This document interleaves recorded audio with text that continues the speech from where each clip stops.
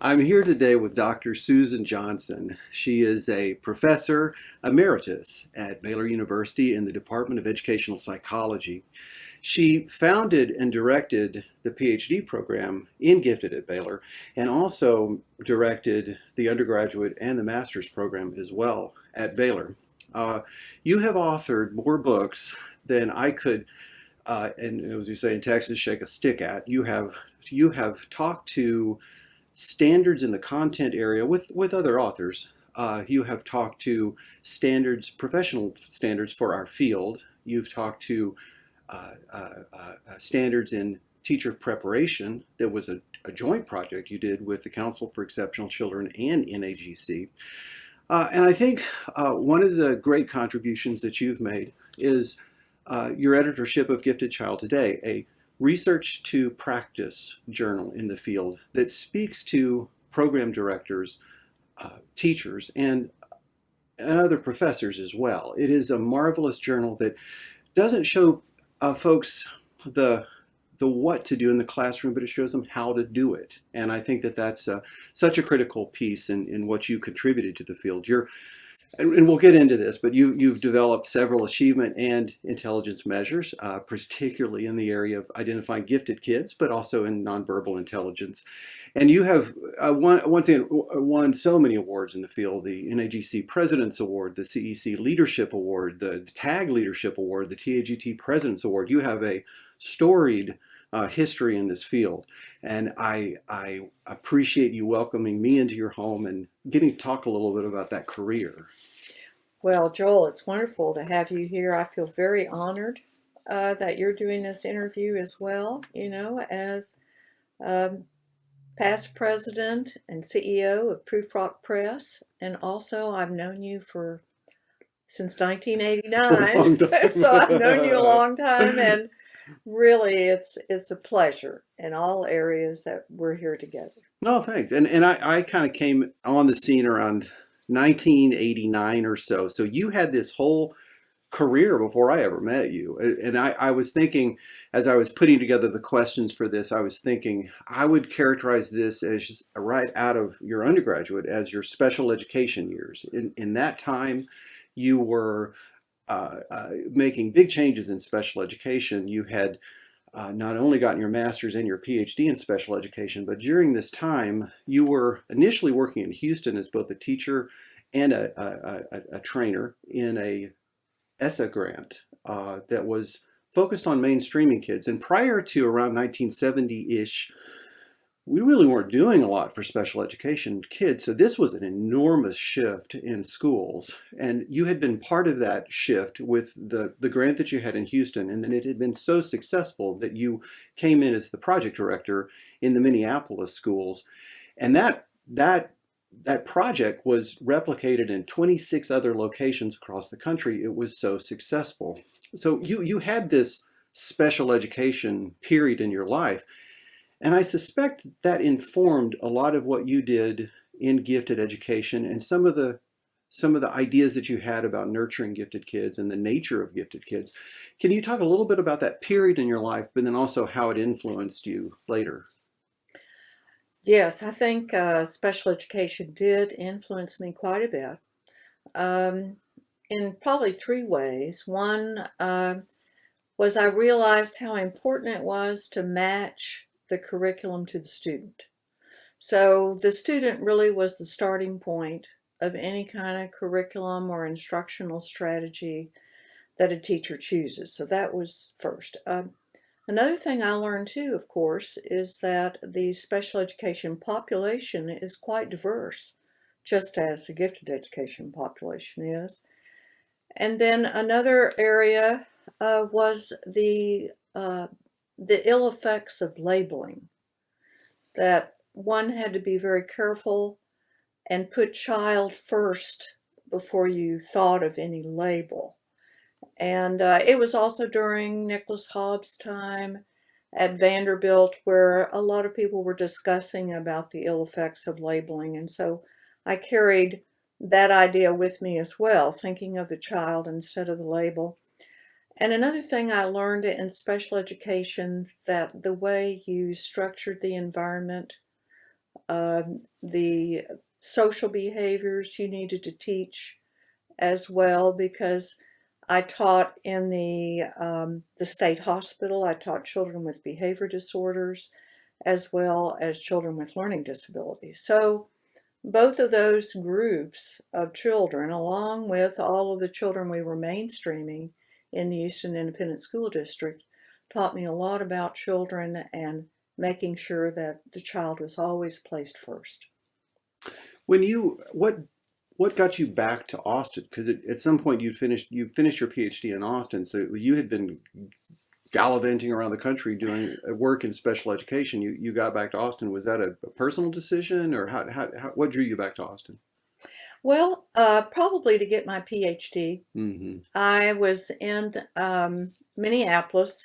I was finishing up that project and decided that I needed to get a doctoral degree. Texas was familiar to me. Austin was close to where I grew up, which was in Dallas. And I knew one of the people there who was in the Department of Educational Administration. His name was Jim Yates. Hmm. I'd worked with him a little bit in the ESA grants. So I ended up there and studying with Steve Larson. It was a wonderful choice in the Hmm. long run. Hmm. And at some point you make the evolution to gifted education at this time. What was the evolution of that? What caused that change? And I'm sure Dr. Lampkin at Baylor was influential in some of that after you'd made the change. But maybe talk a little bit about that period. Well, what happened is when I started at the University of Texas, they knew about the ESA grants, and they were interested in my teaching a course using those professional learning materials. Mm. So the professional learning materials teach teachers essentially how to personalize, individualize their education. A good friend of mine who was the director of advanced academics in the Austin Independent School District, her name was Terry Masters. Hmm. We had known each other in our master's program. She said, "Susan, why don't you teach a course in gifted education?" And I said, "I don't know anything about gifted education." And I said, "But if you'll co-teach it with me," I said, "then we'll teach it together." And what I learned was that the diversity that I had experienced with special education children was true in gifted education. I didn't mention this earlier. I'd always worked with low-income children as well. So that became a special interest of mine. And so that's how I turned into a gifted education. Now, I did go ahead when I graduated from the University of Texas with my PhD. I did teach a year at the University of Kentucky, but decided to come back to Austin. I think I was just a little homesick for Austin and Texas. And when I came back to Austin, I continued to teach at the University of Texas, worked with Terry Masters in the gifted program in Austin, and got involved in tests Hmm. and assessments. So that was how I became involved with the test of nonverbal intelligence primarily. And then, as you know, then I met my college sweetheart, moved to Ohio for a couple of years, taught at the University of Miami up there, and then came back to Austin again like a boomerang. And I developed up in Cincinnati the SAGES. So I was developing that up there because I realized that in the area of gifted education, there were not many tests that were designed specifically for gifted children. So Hmm. that's how I got involved in that. So the what I'm thinking about, because I wanted to ask you a little bit about how the development of those instruments influenced your thinking about giftedness and the nature of giftedness and cognition in general. But just for the audience, the test of nonverbal intelligence is a co-authored instrument that you developed that tests, as it in its title, nonverbal reasoning and intelligence. And then you take that knowledge and that sort of evolves in the SAGES to a combination of both an achievement measure, off-level achievement, so that you don't have kids topping out on the achievement measure, and then a reasoning abilities measure as well. And so you really had expertise in both an achievement and reasoning and nonverbal reasoning. Given that you collected data about gifted kids with these instruments, along with other students, what were some of the lessons you learned about cognition and the nature of giftedness?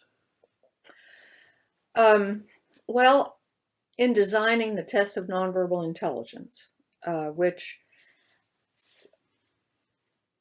I worked with Linda Brown and Rita Sherbino. I designed quite a few of the items for that test, and what I used was the conceptual learning theories, and specifically those of Lyle Bourne and Jerome Bruner. Those were two of the people that I studied quite a bit with. And for our audience who may not be familiar with those, is that in concept learning, you have what they call critical or essential characteristics, and you have varied characteristics. And what you do, like for example, if I was thinking about a table, what would be this critical or essential attribute? It would be that it holds something. It could have 2 legs, 3 legs, and those would be called irrelevant or more varied characteristics. And then with the same theory, you add then non-examples. And those are things that are not a table. Maybe they would be a chair or a sofa or whatever else. And those are supposed to focus your attention on what's important, say, about a table that makes it unique. Well, those same principles apply to developing items on a test. So that when you're looking at what is essential about the question or the problem that's being provided, how can I create the foils or the alternative choices the best way? And one way of doing that is to create exactly thinking about the essential characteristics and then varying those irrelevant characteristics in the items and then focusing on the non-examples. Now, all of that concept learning, kind of those characteristics, I was able to see quite a bit when I was developing the SAGES with gifted students in Ohio, because I remember at that time, the early SAGES, we had a subtest that looked at creativity and fluency of ideas.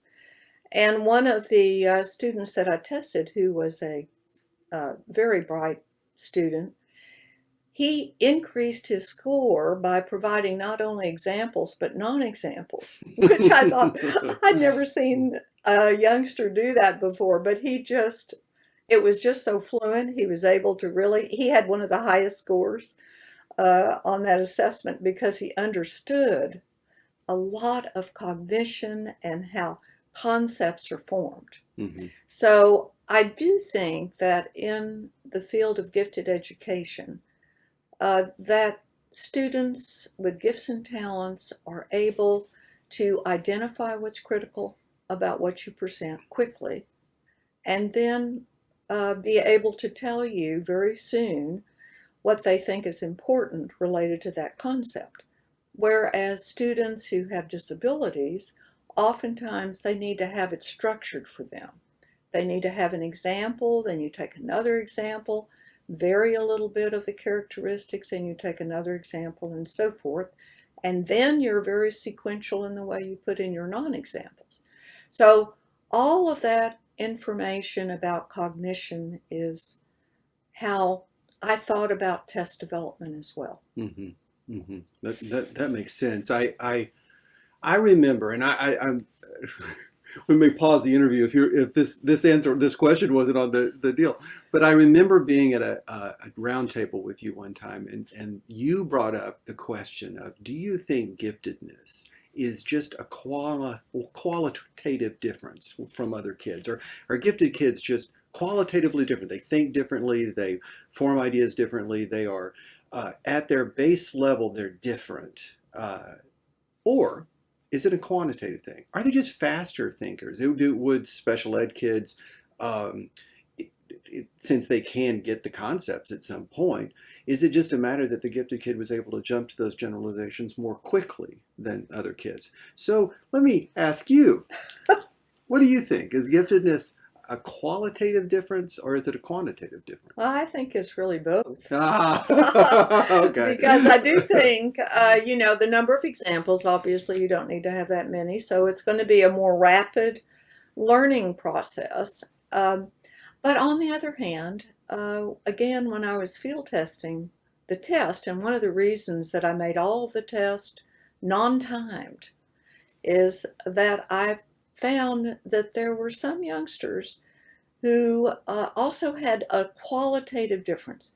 I think what they were doing, and these were all identified gifted students, and this one particular girl, I remember, she, I think, wanted to go through every possible alternative before she decided on her answer. Mm-hmm. So speed is not necessarily the defining feature, although we look at speed just because of the fewer number of examples that students need. Mm-hmm. That makes sense. Let me jump to I've mentioned your publications in the area of standards, and I think of them as, if I had to separate them into two different things, the content standards related to the Common Core, those are really showing teachers how to implement Common Core with gifted learners. And that is a different kind of book than a book that establishes standards for teacher preparation or program standards. And I wanted to ask you about the latter more so than the former. Someone else had set up the Common Core as a standard, but you and your co-authors essentially established through committee the quality standards for teacher preparation and gifted programming. And I believe the teacher preparation was also a collaboration with Council for Exceptional Children. So let me ask you this: why are standards important for a field? What is their role?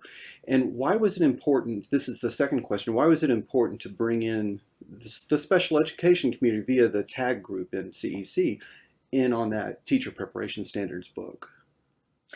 Right. And standards, I think, are critical for our field and for any field. Particularly in gifted education, because we don't have any federal mandates. So we have to make sure that we create standards that are based on research, evidence-based practices, so that practitioners in the field, educators, know exactly what are the best practices at that point in time. So there are essentially two sets of standards. One of them are the program standards. Another one are the educator preparation standards. The program standards are kind of defined more based and looking at student outcomes, what might be the best practices in schools, and those are used by states to develop, by state agencies to develop different standards, also by schools and districts for evaluating programs, as well as looking at progress that they've made in terms of implementation of certain program components. The educator preparation standards, on the other hand, are those that are intended for people to look at their professional learning, to see in terms of hiring teachers, and in terms of really getting national recognition for programs that have been developed for teachers. There, in some states, such as Arkansas, they actually require their universities to meet national recognition standards provided through an organization called the Council for Accreditation of Educator Preparation. Now, you did ask me why it was important for the National Association for Gifted Children and the Council for Exceptional Children to jointly support these standards. And I think it's critical because those are the two largest organizations who serve children with exceptionalities. And for the Council for Exceptional Children, that's been around since the 1920s, they have an established record of lobbying in Washington, D.C. for rules and regulations. We have children who are gifted and also have disabilities, so there's a commonality there. And when you take two professional organizations, you really have a lot more power than you do just with one association. Mm-hmm. When you think about the commitment, and I'm shifting gears a little bit to the what works in gifted education, to the research base that's out there, and I want to talk about your Javits grant because I think that was some of the defining things that worked. So let me change this question a little bit. Let's talk about the Javits grant first, and then talk about what you learned from that Javits grant, and then pivot to the question of, all right, what do we know that works for gifted kids and is effective practice, research-based practice for the future? Well, and the audience needs to know that Joel was the director of that Javits grant. I was the coordinator. You were No, you were the director. But anyway, getting back to the Javits grant, which, by the way, was based on the earlier work of all the ESA grants that were replicated in the 26 states and so forth. And this was a collaboration between Texas A&M with Pat Hainsley and Baylor University with you and your team. So it was really a large effort and one of the largest grants that Baylor had received up to that point in Baylor's history. So it was a big deal. It was a lot of fun. We had a lot of fun in that grant.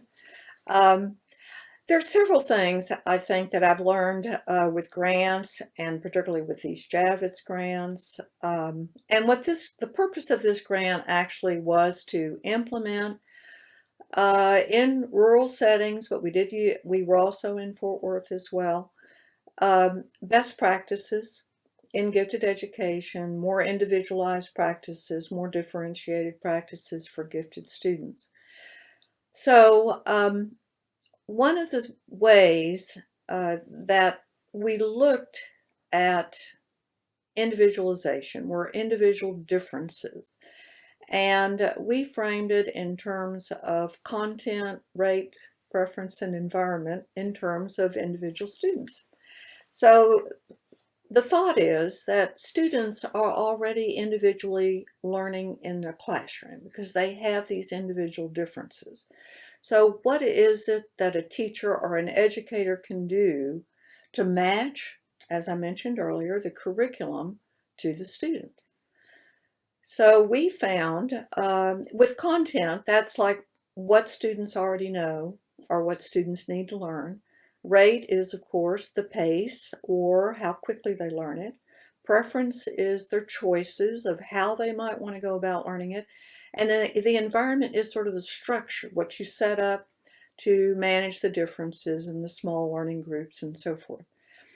So at the end of there are two ways of looking at this. First, I'll speak to the individual student and what they learned, and then I would like to share a little bit about what I learned about professional learning too, and implementing professional learning.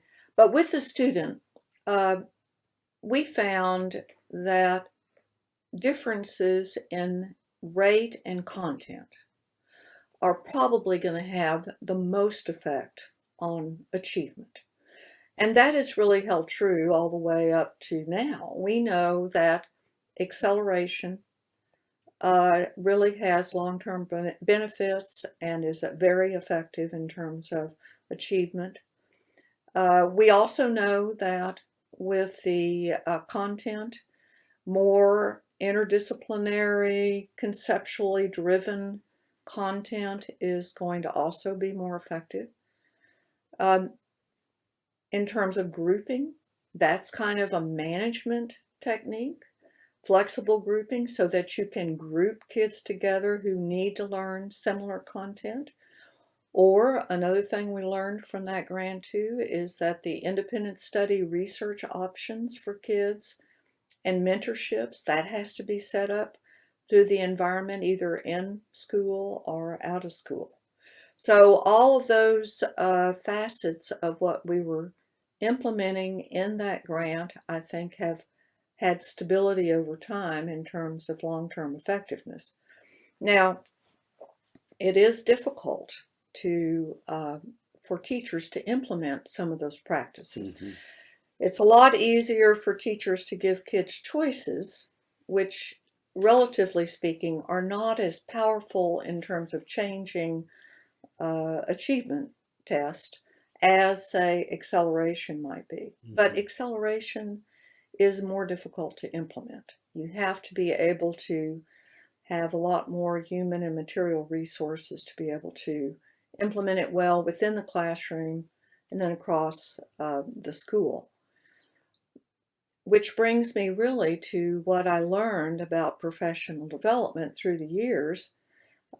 One of the things I learned, it's best to model what you want the teachers to do. As you remember, Joel, we had a series of management systems where we modeled practices and not so good practices, so the teachers experienced the differences and they could see, well, yes, I can see now why this is better for me and probably better for children. So that was one thing that I think is important in professional learning. Another thing we did with that grant was we brought in principals, Mm-hmm. and they were educated. We brought in mentors who were going to act as mentors in the schools to follow up the teachers early on. And we also brought in community people so that when the teacher left, they would be able to have multiple support from the administrator, from the community, and from the mentor teacher. We also made sure that the teacher was involved in the decision of what she or he was going to change in the classroom. And that was important because I do think that that shared collaboration and shared power, so to speak, that Seymour Sarensen talks about in his change books, is really critical in terms of having something successful. Mm-hmm. So I learned a lot. I learned about what worked with children, but I also learned quite a bit about what works well with teachers. Mm-hmm. And I do know too that if you want teachers to implement some of the more difficult practices, such as acceleration within the classroom, then you have to really provide all the resources for them as well. Well, let me pivot a little bit to talk about your relationship with teachers generally. I see you as someone who's been committed to both research and the practitioner throughout the time that I've known you since 1989. That was a critical part of what you did, whether it be through your editorship of GCT, through your professional learning model that you were using with the Javits grant, and even with some of the grants that you were doing in Waco with teachers looking at differentiation. You have been hands-on in schools working with practitioners. Well, I think, I come from a background of teaching. I do think that makes a difference. And I loved teaching and I loved working with other teachers. So I really wanted to probably hold on to the things that I really enjoy. And I promised myself that if I ended up getting a doctoral degree, that I would continue more practice-based because I enjoyed it and I didn't want to leave the school setting and forget about what it feels like to be a teacher. So that was sort of a personal commitment of mine. Let me get you to talk a bit about Project Promise, because in some ways, I think that you were ahead of the curve in terms of being able to equitably find kids who, because of their upbringing, because of their low SES status, because of poverty, that they maybe hadn't had some of the opportunities for exposure and learning, but that they're bright and they're promising. They just need the extra help to come full circle and achieve.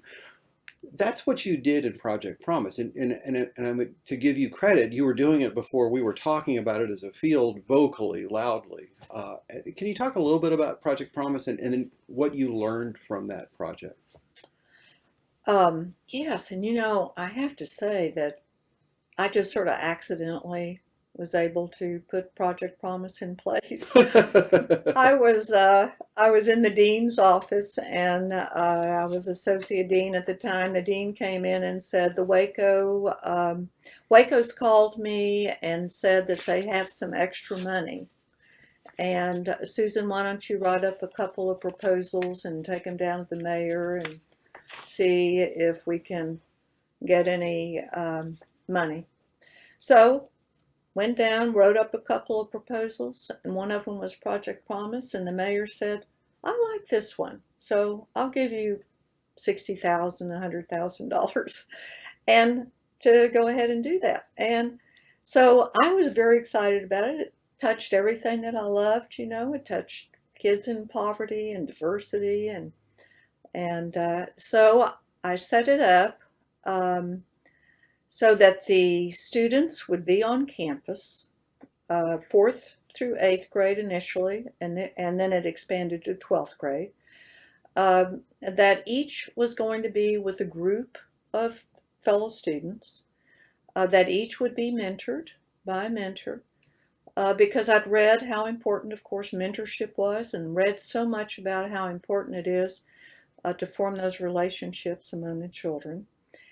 And then I set up the courses a little different than on some university settings. They were really based on a wide range of interest. It was really very interest driven, although we did have advanced academics. It was really just getting the students engaged in learning.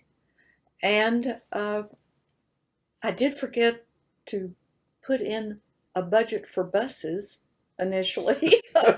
So I did a lot of carpooling the first summer, but that was great for me because I got to meet the parents, I got to be near the homes, they all began to trust me, and I was able then to build the program in that way as well. What we found in the long run, by the way, that we found, and this is written up in a few articles, that 100% of our kids ended up graduating from high school. Mm-hmm. These were all poor Waco ISD students.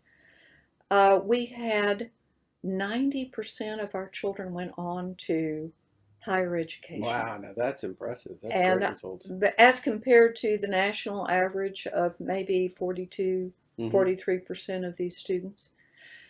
And I can also proudly say that one of our students ended up going ahead and getting her Ph.D. at the University of Georgia and is now teaching at a university and is going to start Project Promise at her university. That's wonderful. So I feel very excited about that. And one thing I also learned about it is that believing that belief and self-efficacy seemed to be extremely important in how the students eventually either came back or pursued their adventures on college campuses, and the relationships with the mentors, with one another, that also brought them back on campus. One little story, one little vignette, we were having all this great success with Project Promise, and 5 years ago, right before I retired really, the city decided that they needed to put their money into other places. Well, I was distressed when I heard about it, because we'd just been praised all the way through the years. Hmm. So I told the parents, who we kept in very close contact with, and the students at our meetings that we had, what was happening. And I said, I need your help. We need to go down to the mayor and to the city council and advocate for the program. So they did. We filled the whole auditorium, and I'm tearing up too. I know, it was wonderful. And the kids were there. They talked about the courses, and I think that the mayor and all of the councilmen people listened and so forth. What the mayor did, because he couldn't change the budget, I think, at that point, but then the mayor went and talked to the provost and president of Baylor, and now it's funded internally to this day by Oh my Baylor. gosh. Isn't that wonderful? That's wonderful. But it was even more wonderful because the parents and the students learned how important their voices were. And I was able to come back and say, you did it. And they did. And it was great. I love that part of it. Yeah, that's a wonderful story. I've got me choked up over I here. know. Every time I picture that story. The funny thing, though, I do have to say, is that one of the kids got up to the microphone to talk, and I thought he was going to talk maybe about his rocket class or something like that. But no, he talked about his cooking class. I thought, well, I don't know how the mayor thinks about that, but it was an interest of his. So That's anyway, funny. I thought it was fun. That is. So I put in the notes that I'd made with you that Jennifer Jolly had once referred to you as the quiet giant in the field. And I was at a dinner party one time when Del Sigley had referred to you as one of the most influential people in the field. And you're someone who kind of didn't want the limelight, though. You stood back and just did the hard work. Can you talk about how the way you influenced the field, the way you tried to bring about change in the field? Well, you're right. I really prefer not to be in the spotlight. But I have to say I really never have done this all by myself. I really believe in collaboration and in working with other people. I think that the art of collaboration takes time to find those people that like to collaborate, that are willing to work with others. And I always look for those people that would complement my strengths and my weaknesses so that we could build whatever we needed to. So in the process of collaborating, I learned that if you were prepared and you sort of set the parameters for what the goals were going to be and the time frame, and then you built trust with your team so that you were very transparent about everything that was going on, and you're willing to take on anybody's job. If somebody had some kind of an emergency, had to drop out for a while, then you could step in. I also learned too, in the process of collaborating with others, that there are times to step in and step out, so that if you see somebody else who's really becoming a great leader in an area, you just step back and allow that person to step forward. Another important aspect is not to get involved in politics. Mm. So to keep your eye on what the goal is. So I feel like that's how I've been effective, is that first of all, I do enjoy people a lot, and collaborating is something I've enjoyed and a skill that gets your information out there. That dovetails on something that I wanted to, because I've noticed this about you, that there are certain professors in the field that have proteges, that they have people that they have mentored, and more than just in coursework, and really going outside of the classroom and bringing someone along in a career and a profession. I can think of, well, Dr. Jolly, who I just mentioned, is one of them. Dr. Kettler, who is running the center at Baylor now and took your role. It didn't replace you, but took on some Well, of the he's chair of the responsibilities. department now, Yeah, too. Yeah, there that's you true. go. Yeah, Dr. Gail Reiser comes to mind, and many others that I weren't friends with, but I knew of that you had influenced. Can you talk a little bit about what motivated you to be a mentor, to be encouraging beyond the classroom? What was that kind of tied to what you were just talking about with working with people and nurturing people? But what was your philosophy in that regard? Well, that's true. I really enjoy it. I really enjoyed mentoring, and also I had wonderful mentors myself. I grew up in a great family who supported me in any of my adventures or decisions I made. And then, as I mentioned earlier, when I returned to Austin and got involved with the test of nonverbal intelligence, I met, of course, Don Hamill. And I remember his mentoring me. We went to his house one day. I had a set of SAGE's data, and he showed me how to do an item analysis with pencil and paper at his dining room table. And and he was a wonderful mentor. Also had a great mentor when I was in Houston. Her name was Matilda Grays. She was a principal there. She taught me a lot about the culture and was very helpful in introducing me to people that were important in the field. And when I got into gifted education, because I really didn't know very many people in gifted education, Larry Coleman was a wonderful mentor. He introduced me to a lot of people as well. So I think I realized how important mentorship is in helping people. So I am naturally interested in what the students are interested in. Mhm. Like when I first met you, Joel, you were in my course at the University of Texas. He was sitting in the middle of the class, and we went around the room. Everybody was telling kind of what they wanted to do. And I remember Joel said, I think I'd like to start a business. And I thought, that's great, and I said that to you. And sure enough, guess what happened? Joel ended up going on to found Proof Rock Press and, of course, working with one of my early mentors, Don Hamill. Mhm. So I think it's just that joy of seeing students, past students, friends, and who they become, actually mentors as well, uh, succeed, progress, go on to other things. It gives me a lot of joy.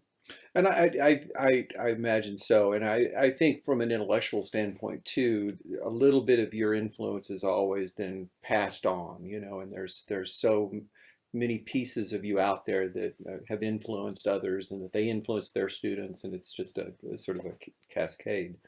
Um, so two last questions. One is kind of a summative question of if you had to, and I know this is difficult because it's a large question, but if you had to sort of pin down, what do you think was your biggest influence in the field? Well, I think, as we were talking about, my biggest influence really are my students.